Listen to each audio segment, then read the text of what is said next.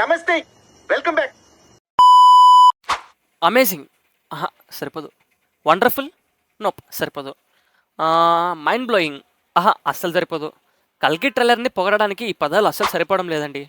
Trailer మాత్రం Hollywood రేంజ్లో ఉంది. పెద్ద పెద్ద యాక్టర్స్తో ట్రైలర్ మాత్రం వెలిగిపోతూ ఉంది.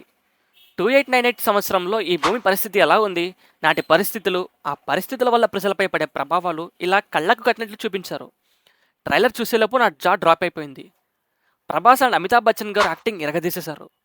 ఇక కమల్ హాసన్ గారి లుక్స్ అయితే కూత ర్యాంప్ అసలు. స్పాయిలర్స్ లేకుండా ట్రైలర్ని బ్రేక్ డౌన్ చేద్దాం పదండి. అండ్ ఈ వీడియో చూసే ముందు మీరు చాలా వీడియోస్ చూసారని నాకు అర్థమైంది. బట్ ఈ వీడియోని కూడా మళ్ళీ చూస్తున్నారంటే thanks for your support for మీ. అబ్బా సాయిరామ్.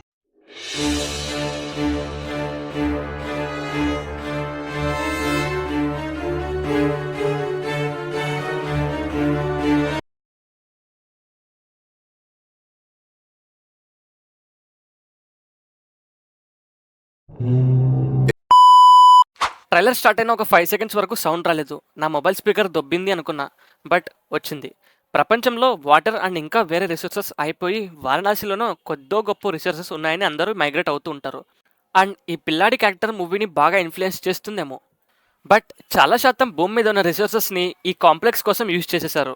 అంటే కాంప్లెక్స్ బాగా బలిసిన వాళ్ళదన్నమాట. ఆ కాంప్లెక్స్ కూడా ఇన్వర్టెడ్ పిరమిడ్ షేప్లో ఉంటుంది. కింద వాళ్ళతో కంపేర్ చేస్తే కాంప్లెక్స్లో బెటర్ ఫెసిలిటీస్, రిసోర్సెస్, నేచర్ కొంచెం బెటర్గా ఉంటాయి అనిపిస్తుంది. ఇంతకన్నా ఎక్కువ చెప్తే అది స్పాయిలర్ అవుతుంది.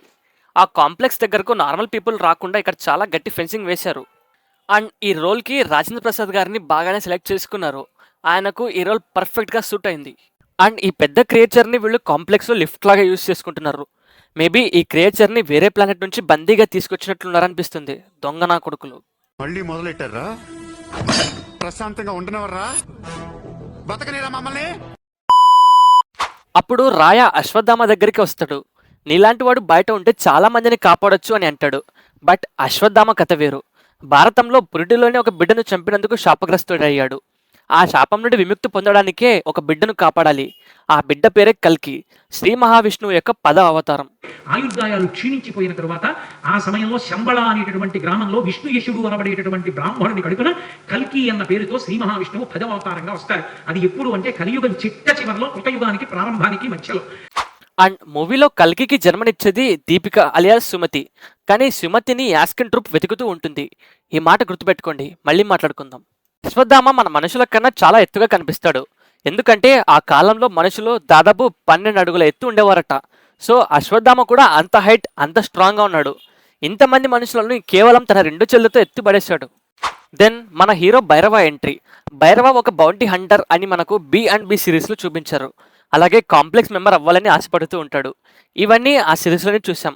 ఆ సిరీస్పై కూడా ఒక వీడియో చేసేసా, డిస్క్రిప్షన్లో లింక్ ఉంటుంది, చూసేయండి. సో ఆ టైంలో కల్కి ఒక పెద్ద 5 స్టార్ బౌంటీ వస్తుంది. అందులో 150 డేస్ ప్రెగ్నెంట్ ఉమెన్ అని ఉంటుంది. అలాగే ఆమె ఒక సబ్జెక్ట్ కూడా. సో ఆమెను పట్టుకోవాలని బౌంటీ వస్తుంది. అప్పుడు కల్కి సుమతి కోసం వస్తాడు. సుమతిని రక్షిస్తున్న అశ్వత్థాముడికి భైరవకి ఉంటుంది భయ్యా, ఫైట్ ఉంటుంది. థియేటర్లు పేలిపోతే నాకు తెలుసు. అండ్ ఈ షాట్లో బుజ్జి బ్యాక్టీరియాని తయారు చేస్తూ ఉంటాడు భైరవ. దెన్ చివరిగా ట్రైలర్లో యాస్కిన్ కమల్ హాసన్ లుక్ని రివీల్ చేస్తారు. లిటరల్లీ అమేజింగ్ అసలు. మరో ప్రపంచం వస్తుంది అని అంటాడు.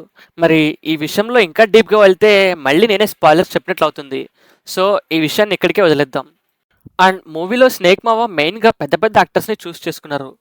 లైక్ కమల్ హాసన్, అమితాబ్ బచ్చన్, బ్రహ్మానందం గారు, రాజేంద్ర ప్రసాద్ గారు, విజయ్ దేవరకొండ గారు కూడా ఈ మూవీలో ఉన్నారని అంటున్నారు. ఇంకా దానిపై క్లారిటీ లేదు.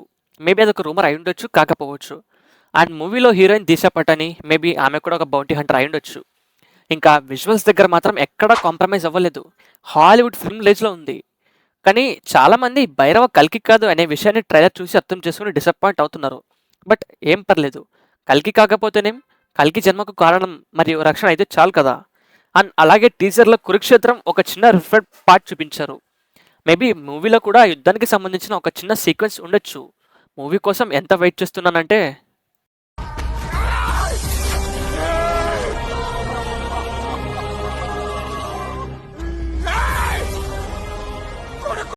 సో వీడియో అంతే. ఈసారి వీడియో కోసం 3 గంటల 2 నిమిషాలు కష్టపడ్డాను. సో ఆ కష్టాన్ని గుర్తించి మీరు లైక్ చేసి, సబ్స్క్రైబ్ చేసి, గంట కొట్టండి. Bell icon. మీకు చాలా ఓపిక ఉందండి. ఇంతసేపు నా వీడియో చూశారు. చాలా thanks. So that's it for today. Wait for my next video. Till then enjoy your next moment.